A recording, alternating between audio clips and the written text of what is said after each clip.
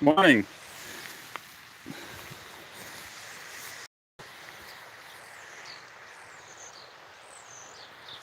See if the connection's working or not.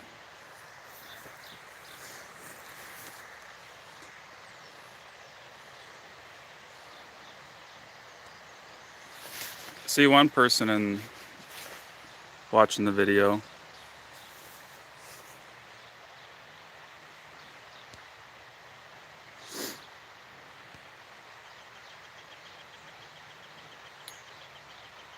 CP, are you there?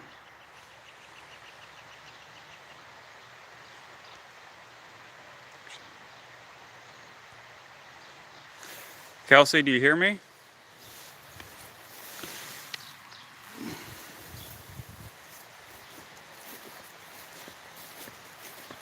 It's crazy how big my hair looks on the camera.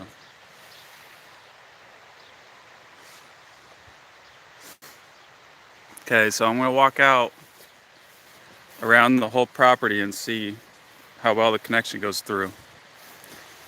Set my coffee down though, because that's not gonna work.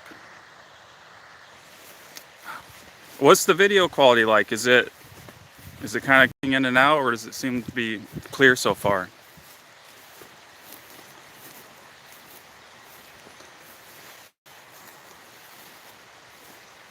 Or what about audio as well?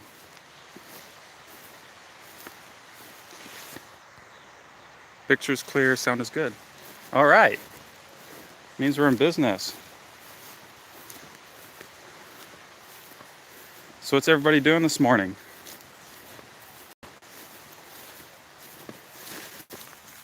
Is everybody else dealing with lockdown?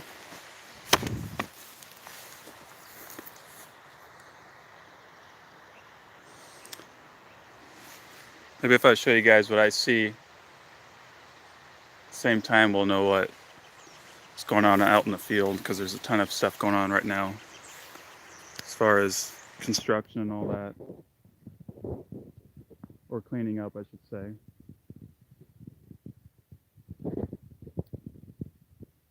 But I wanted to do this live stream test because I thought it'd be fun to go out and do little foraging walks on this property, since even though it's fields, there's still quite a bit of stuff here. And I figure with everybody in lockdown, it'd be a good way to do a little bit of socializing and learn stuff at the same time.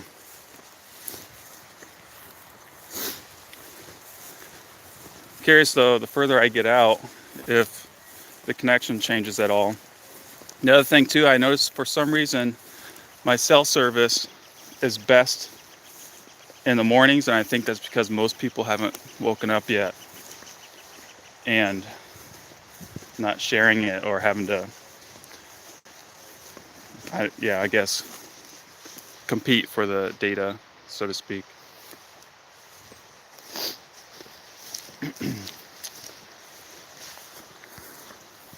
Still good so far? Okay. Thank you, Kelsey, Mrs. Northwest Forager. CP, what's your name? If you're still tuned in.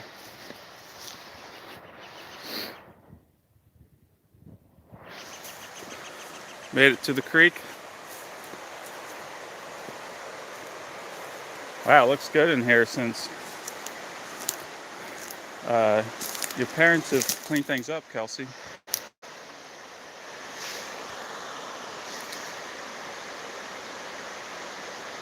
Thanks for taking time to do this. CP says, I'd love to see what's growing out there. Been walking every day and looking, but always wish I knew more. Thanks for taking time to do this. So, CP, are you pretty new to foraging, or is this something that you've been doing for a little bit now? Conan. Nice to meet you, Conan. I'm Hank.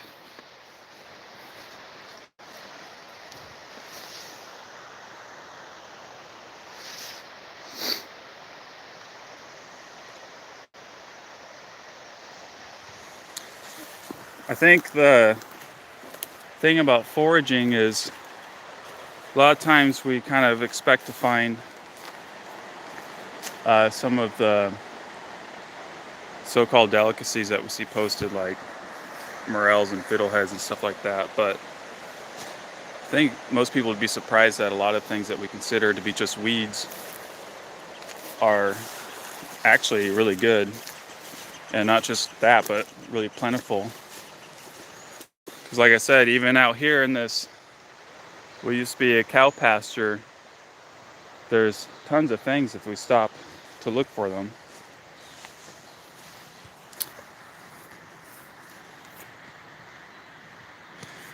"18-year gardener, but new to foraging." Well, that's all right, because there's lots of things that I'm sure you already know what they are, and especially being a gardener, things that you're might normally be frustrated with as a weed, but that's something that you could, instead of just pull out, you could actually eat, take advantage of. Let's go to something that I recently enjoyed because it's kind of at a good stage right now. And that's cat's ear. So right now, cat's ear is going to flower, but the best time is when right before the flowers open up and you have these flower buds. So I'm going to switch to camera mode so we can get a look at it. So this is the cat's ear flower bud. And right now is the best time because it's before they opened up. Because when they open up, the stem gets woody, and every future blossom after that basically does the same thing, where it loses the texture because it gets too fibrous. But at this point, you can see how it's still pliable, and you can just snap it off like that. And if you're wondering what cat's ear is, a lot of people mistake it for dandelion, but because it looks, before the flower goes up, it looks really similar. But what makes this unique is the leaves are fuzzy, and what I like to do is fold it, and then it kind of looks like a cat's ear. But a lot of people have these in their yards and don't even know it. And the other thing that makes this different than dandelion is you'll notice the flower stalk has more than one flower bud coming off of it, where a dandelion is just a single tube with a blossom on the top. But when they actually bloom, the flowers look almost identical to dandelion. But what I like to do is collect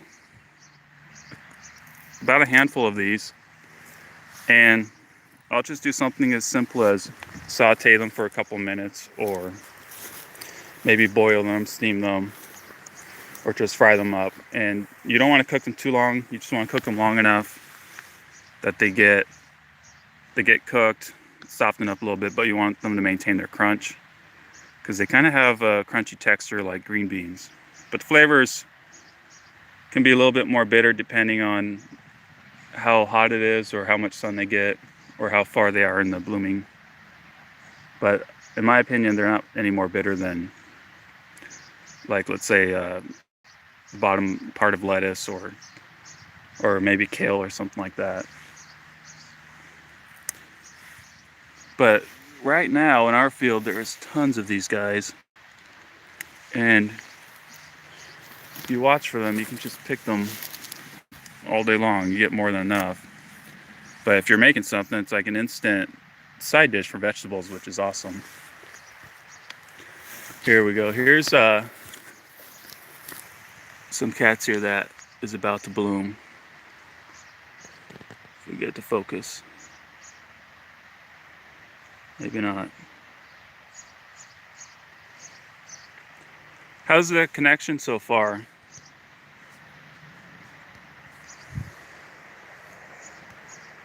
Did I lose you guys? Uh-oh.